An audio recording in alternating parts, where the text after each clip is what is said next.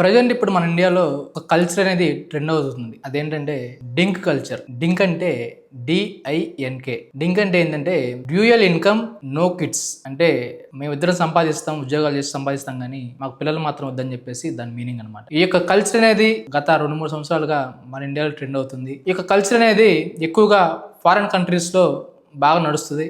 అంటే వాళ్ళ యొక్క ఉద్యోగ రీత్యా లేదంటే అక్కడ ఉన్నటువంటి బిజీ లైఫ్ కి అక్కడ ఉన్నటువంటి పీపుల్ చాలా మంది ఏదో ఈ విధంగా డిసిషన్ తీసుకొని ఉద్యోగాలు చేసి మంచిగా ఎంజాయ్ చేస్తారు, కానీ పిల్లలు మాత్రం ఎక్కువ కంటారు అనమాట. సేమ్ ఇది అదే కల్చర్ మన ఇండియాలో కూడా వ్యాపించింది. చాలా మంది ఇప్పుడు దీన్నే ఫాలో అవుతున్నారు. చాలా మంది ఏం చేస్తారంటే ఇప్పుడు మేము ఉద్యోగాలు చేస్తాం, మేము ఎంతైనా కష్టపడతాము, మేము కష్టపడింది మేము అనుభవిస్తాం అని చెప్పి అంటున్నారు. మళ్ళీ పిల్లల కంటే మా యొక్క లైఫ్ అనేది కొంచెం మిస్లీడ్ అవుతుంది, లేదంటే మా యొక్క కాన్సన్ట్రేషన్ మొత్తం పిల్లల మీదకి వెళ్ళిపోతుంది అని చెప్పేసి ఒక భావనలోకి వచ్చేసి మాకు పిల్లలు మాత్రం వద్దని చెప్పేసి అంటున్నారు. గత కొంతకాలంగా మనకి పూర్వంలో పిల్లలు మన యొక్క తాత ముత్తాతలు అవ్వచ్చు, ఒక్కొక్క కుటుంబంలో 9 మంది 10 మంది కనేవాళ్ళు. తర్వాత రాను రాను అది 5 అయ్యారు, 4 అయ్యారు. తర్వాత కల్చర్ అనేది మూవ్ అయినాక ప్రతి ఇంట్లో ఒకళ్ళు లేదా ఇద్దరు అనేసి ఒక కండిషన్ పెట్టుకున్నారు. ప్రజెంట్ ఇప్పుడైతే ట్రెండ్ వచ్చేసి అసలు మాకు పిల్లలు అయ్యవద్దు అనే ట్రెండ్ అనేది కొనసాగుతుంది. అసలు ఈ విధంగా ఎందుకు మారుతున్నారు, అసలు పిల్లల్ని వారు భారంగా ఎందుకు అనుకుంటున్నారు అనే విషయానికి వస్తే వాళ్ళు ఏం ఆలోచిస్తున్నారంటే, మేము పెళ్లి చేసుకొని మేమిద్దరమే ఎక్కడికైనా వెళ్ళాలన్నా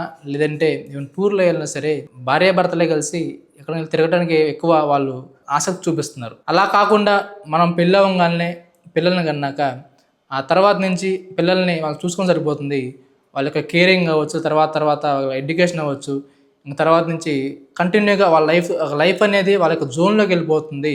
మాకంటే ఫ్రీడమ్ లేకుండా పోతుంది, మేమంటే ఎటువంటి ఎంజాయ్ చేయలేకపోతాం అని చెప్పేసి ఒక భావనలోకి ఇప్పుడున్న యువత వచ్చేసి పిల్లలు అనేది వద్దనుకుంటున్నారు. ఈ యొక్క కల్చర్ అనేది ఎంతవరకు మంచిది అనే విషయానికి వస్తే, గతంలో జపాన్లో అవ్వచ్చు లేదంటే రష్యా ఆ కంట్రీలో అవ్వచ్చు, పిల్లల కోసం పిల్లలు లేక ఒక జనాభా తగ్గిపోయి వాళ్ళు ఎన్నో ఇబ్బంది పడ్డారు అనమాట. ఇప్పుడు ప్రజెంట్ ఆ దేశాల్లో ఏం జరుగుతుందంటే, మీరు ఇంట్లో మీ పిల్లల్ని కనండి, మేము మీకు కొన్ని ఫెసిలిటీస్ ఇస్తామని చెప్పేసి డైరెక్ట్ గవర్నమెంటే ఒక స్కీమ్ని రన్ చేసి పిల్లల్ని అంటే ఒక జనాభాని వృద్ధి చేస్తుంది అనమాట. సో అలాంటి సిచ్యువేషన్కి మన యొక్క దేశం ఎక్కడ పడిపోతుందని చెప్పేసి ఒక ఆలోచన చేసుకోవచ్చు. ఎందుకంటే మనం ఇదే ట్రెండ్ కొనసాగిస్తే రాబోయే 20-30 ఏళ్లలో ఈ యొక్క ట్రెండ్ కొనసాగితే మన యొక్క దేశ జనాభా అనేది చాలా తగ్గిపోతుంది అనమాట. ఎందుకంటే ప్రజెంట్ ఇప్పుడున్న జనాభాలో ఎక్కువ శాతం 60 నుంచి 70 ఏళ్ళు ఉన్న వాళ్ళే ఎక్కువ శాతం ఉన్నారు. సో ఎంతకాలం ఉంటారు అనేది ఎవరో తెలియదు, కాబట్టి వాళ్ళు కనుమరుగైపోయిన తర్వాత మాత్రం మన యొక్క దేశ జనాభా అనేది తగ్గిపోతుంది. ఆ తర్వాత మనకు వచ్చే ఆదాయం అవ్వచ్చు లేదంటే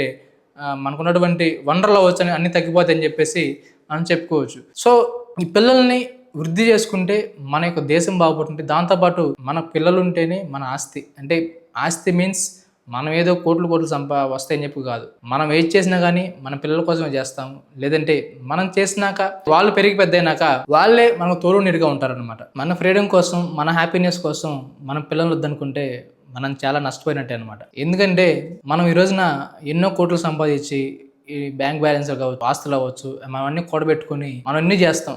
మనం ఎంత ఎంజాయ్ చేసినా సరే మహా ఎంజాయ్ చేస్తే 40 ఏళ్ళ వరకు లేదా 45 ఏళ్ళ వరకు ఎంజాయ్ చేయగలం. ఆ తర్వాత నుంచి ప్రతి మనిషికి ఏదో ఒక రోగం వస్తుంది, లేదంటే ఏదో ఒక ఇన్సిడెంట్ జరుగుతూనే ఉంటుంది. ఆ వయసులో మనకంటూ ఒక తోడు కావాలంటే వాళ్ళు ఎవరు ఉంటే మన చుట్టుపక్కల మన ఫ్రెండ్స్ రారు, లేదంటే మన యొక్క చుట్టాలు రారు, మన రిలేటివ్స్ రారు, కనీసం మన రక్త సంబంధికులు కూడా మనతో ఉండరు అనమాట. రక్త సంబంధం అంటే అన్నదమ్ములు నేను చెప్పే మీనింగ్. వాళ్ళు కూడా మనతో ఉండరు. ఆ టైంలో మనతో ఉండేది ఎవరైనా ఉన్నారంటే అది ఓన్లీ మన పిల్లలు మాత్రమే. మన పిల్లలే మనతో ఉండి మనం చిన్నప్పుడు వాళ్ళని ఏ విధంగా ఏలుబడుకు నడిపిస్తామో ఆ టైంలో వాళ్ళు కూడా మనల్ని దగ్గరుండి చూసుకొని మనల్ని ఒక చిన్న పిల్ల ట్రీట్ చేసి మనకి ఎటువంటి కష్టం లేకుండా చూసుకుంటారు అనమాట. సో పిల్లలు అనేది అది దేవుడిచ్చినటువంటి ఒక వరం. ఈ వరాన్ని మనం వద్దనుకుంటే మనం జీవితంలో ఎంతో నష్టపోతామని చెప్పేసి నేను చెప్తున్నాను.